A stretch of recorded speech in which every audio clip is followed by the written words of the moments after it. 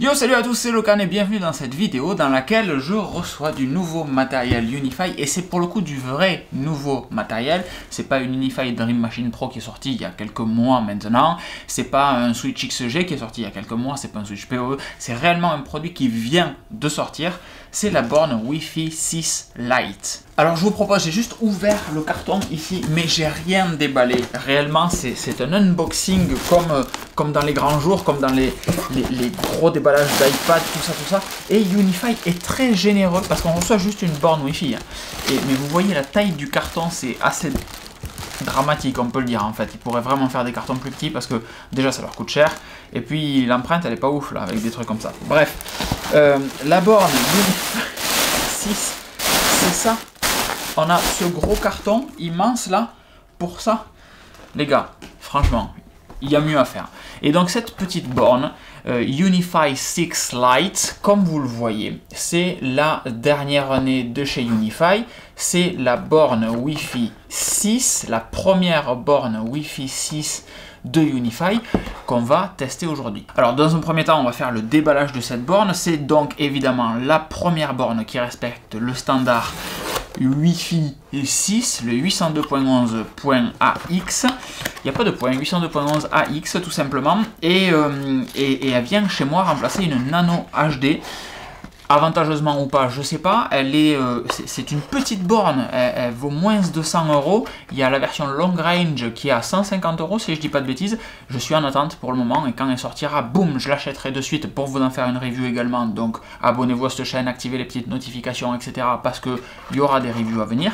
Et l'idée de cette borne Wi-Fi 6, c'est déjà de voir si elle arrive à couvrir mon appartement, qui fait 60 mètres carrés, c'est pas un appartement immense, mais avantageusement en termes de portée par rapport à la Nano HD, qui est vraiment quand même bourrin la Nano HD, c'est une borne qui est censée envoyer plus de patates que celle-ci, donc à voir si l'évolution du standard fait que ça sera un petit peu mieux. En même temps, je déballe, ça fait sensiblement la même taille qu'une Unify Nano HD, donc qu'est-ce qu'on a? On a le petit carton avec à l'intérieur la borne, avec marqué Unify Wi-Fi 6, je vais enlever la petite coque de protection, et histoire que vous voyez que dessus il y a écrit, c'est dans l'autre sens, Lolo Unify 6.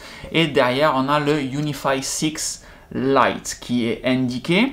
Donc c'est une borne PoE comme d'habitude. Ici derrière vous avez le petit port RJ45 qui va permettre de venir connecter cette borne. Dessous qu'est-ce qu'on a? Le support de fixation, si vous la fixez par exemple sur du faux plafond, ça vous permettra de venir fixer ça derrière la dalle de faux plafond, ça dessus, clac, vous faites passer votre vis et ça permet de rigidifier, de ne pas défoncer votre dalle de faux plafond. Cool, ça ne sera pas utilisé chez moi, donc on le garde ici proprement. Les vis de fixation, ben, idem, pas utilisé chez moi parce qu'en fait elle va être posée dans mon placard qui est à l'entrée. J'ai un placard réseau, on va dire ça comme ça, en attendant d'avoir mieux. Et c'est tout. Et donc là, d'un point de vue configuration, il se passe un truc tout nouveau, c'est-à-dire que la connexion existe en Bluetooth. Donc dès que je lance l'application, j'ai, donc vous voyez mes deux UDM Pro, et j'ai c'est oufissime. J'ai l'application qui me remonte automatiquement la borne, pardon, c'est absolument pas ça que je veux, c'est les clients, qui me remonte la borne qui est en train de booter, et je trouve ça absolument incroyable. Voilà, donc elle apparaît en barre latérale de mon réseau, elle est en pending adoption, c'est une U6 Lite. On clique dessus, connecting to AP connected, c'est très cool, c'est plutôt mieux en même temps. On va donner un petit nom à la borne, elle s'appelle comment? Son vrai petit nom c'est Unify 6 Lite, et bien on va la nommer comme ça, Unify 6 Lite. On va enlever les tirets parce qu'on peut se le permettre tout simplement, rien que ça c'est cool. Next. Et en fait, ben ça c'est perturbant. Name your new Wi-Fi network and set the password. Et en fait, je veux pas, j'aimerais qu'elle soit reconnue par mon contrôleur. Et là, du coup, je ne pige pas en fait ce qui se passe parce que ben, je veux que ça soit le SSID qui est utilisé par mon contrôleur en fait. Et je ne comprends pas. J'ai des personnes qui sont revenues vers moi en me disant que ces bornes-là ne remontaient pas en tant que device, mais en tant que client.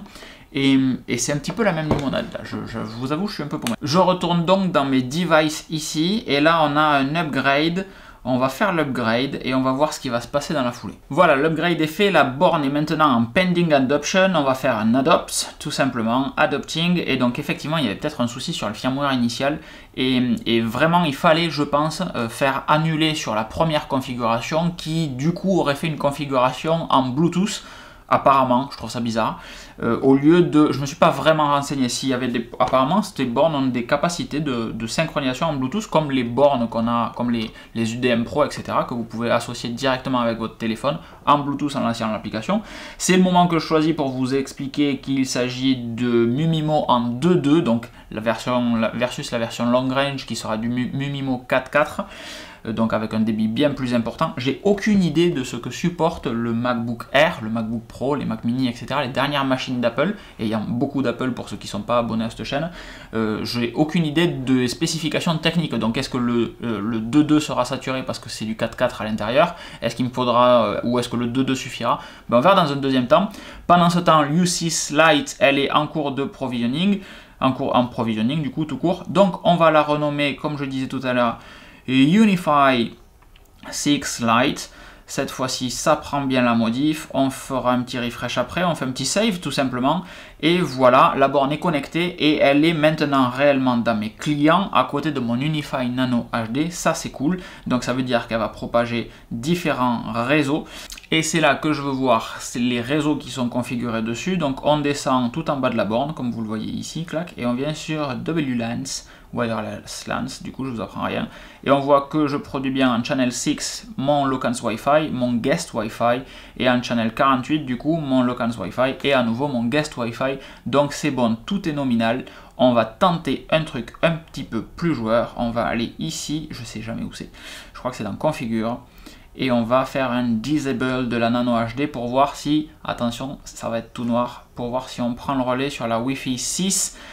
Clac, ici c'est coupé, le UniFi 6, pour l'instant j'ai pas de client, je rafraîchis, toujours pas de client, je rafraîchis, c'est peut-être le temps que ça provisionne aussi de l'autre côté, le canal tout simplement. Voilà, provisioning disabled. L'installation est maintenant faite, il est temps de savoir ce que vaut cette Wi-Fi 6 par rapport à une UniFi Nano HD, déjà en termes de couverture et en termes de débit. Ce que j'aime beaucoup, c'est que la bascule s'est faite instantanément. Dès que la Nano HD a déconnecté, boum, tous les devices se sont connectés automatiquement sur la UniFi 6. Alors j'essaye de vous le montrer là, ça aurait été mieux de vous faire une capture, mais c'est arrivé réellement de suite, et ça c'est très très sexy.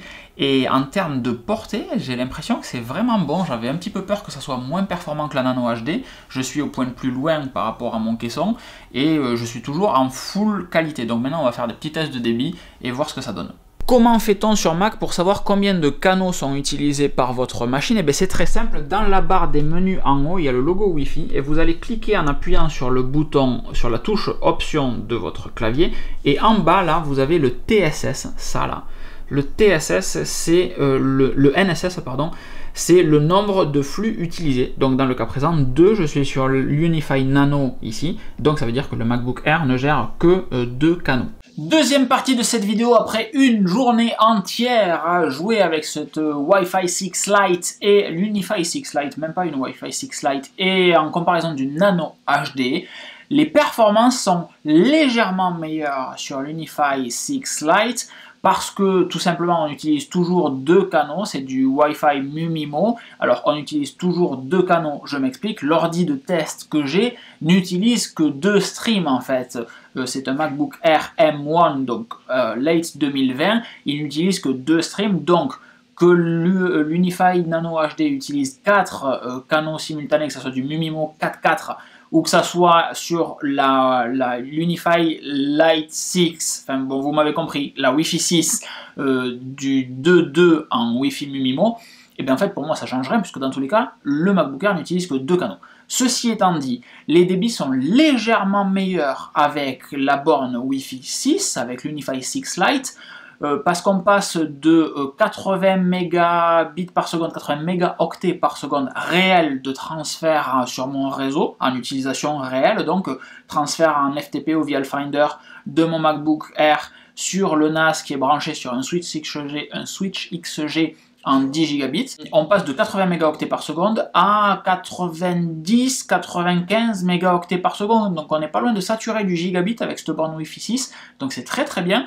Et le double effet qui se coule dans le très bien, c'est que cette borne ne coûte que une centaine d'euros quand les Unify Nano HD coûtent 150 euros. Donc on a une borne qui est moins chère et qui propose des débits de bien meilleure qualité, enfin de légèrement meilleure qualité. Donc on a un rapport qualité-prix qui est vraiment plus intéressant. Je vous cache pas que j'avais un petit peu peur en termes de portée, parce que la Nano HD est vraiment une borne très sympa que j'utilise au quotidien, c'est celle que je déploie partout au travail, celle-là avec des petites bornes mesh, celles qui ont des têtes de lapin là, mais les Nano HD étaient vraiment mes petites chouchous, parce que grosse portée et débit très bon également. Et je suis agréablement surpris, je regarde par là-bas parce qu'elle est installée là-bas, je suis agréablement surpris de la Unify 6 Lite, parce qu'on a dans ma situation de test à moi, dans mon appartement, la même couverture sensiblement qu'avec la Nano HD, ou s'il y a une différence, je ne sais pas la mesurer, en fait tout simplement, je capte partout dans mon appartement en 5 GHz, et je capte également dans mon parking, j'habite au 3e étage, je capte au rez-de-chaussée, donc en 2,4 GHz, pareil qu'avec la Nano HD, et les débits sont légèrement meilleurs avec la Unify 6 Lite, donc je suis vraiment très enthousiaste pour cette borne-là. Quand j'ai déballé tout à l'heure, quand j'ai installé, les débits étaient pas ouf, j'ai fait des petits tests, j'étais un petit peu désappointé, et je m'attendais à vous dire en conclusion, en fait c'est le type de borne qui convient bien si vous voulez mettre des bornes rapprochées, en fait, pas trop loin, etc., pas pour couvrir beaucoup de distance. Et en fait ça couvre autant de distance que la Nano HD que j'avais précédemment, donc très cool, avec une petite amélioration de débit. Je dois tester dès qu'elle sera disponible la Unify 6 Long Range, donc celle-ci sera réellement la concurrente de la Nano HD puisqu'il s'agit de MuMimo en 4.4, mais en Wi-Fi 6 cette fois en 802.11 AX. Donc il me tarde vraiment de tester ça, ça arrivera dans les prochaines semaines, dès qu'elle est dispo je la commande, donc si vous me suivez sur Instagram, super, vous aurez les informations. Si vous ne me suivez pas, ça serait bien de le faire, parce que quand je commande ce genre de choses, ou quand il y a du behind the scene, etc., je vous le poste sur Instagram en story. Je suis pas un gros adepte des posts, mais par contre je fais pas mal de stories pour vous montrer ce qui se passe en arrière-plan, en behind the scene. Et une fois qu'elle sera arrivée, évidemment, vous aurez le test sur la chaîne YouTube, et c'est là que c'est pertinent de vous abonner et d'activer les petites notifications, comme ça vous connaissez les prochaines vidéos, dès qu'elles sortent, vous êtes là, boum, et vous aurez le test de la version long range de l'Unify 6. Mais en vrai, je me disais, vraiment, je prendrai une long range, et en fait, l'Unify 6 Lite suffira pour chez moi. Donc je la commanderai pour vous la tester, pour vous montrer à quoi ça ressemble, mais je pense pas que je l'utiliserai ici. Bon, peut-être chez un client, peut-être au boulot, on verra. Quoi qu'il en soit, si cette vidéo vous a plu, je vous laisse mettre un petit pouce vers le haut, parce que c'est super important, et la partager avec vos collègues admin 6, admin réseau, avec toutes les personnes que ça pourrait intéresser ce type de borne. Vous avez également le test de l'Unify Dream Machine Pro juste ici, je vous mets la petite carte, ça peut être utile parce que vraiment c'est du très beau matos. Si vous débutez dans le monde Unify, si vous arrivez sur cette vidéo par hasard, il y a très peu de chances que vous soyez encore là au moment où je vous dis que le test de l'UDM Pro peut être intéressant, mais le test de l'UDM Pro peut être intéressant. Si c'est pas le cas, je vous souhaite une excellente fin de journée, et je vous dis à très vite. C'était Locan. Ciao ciao.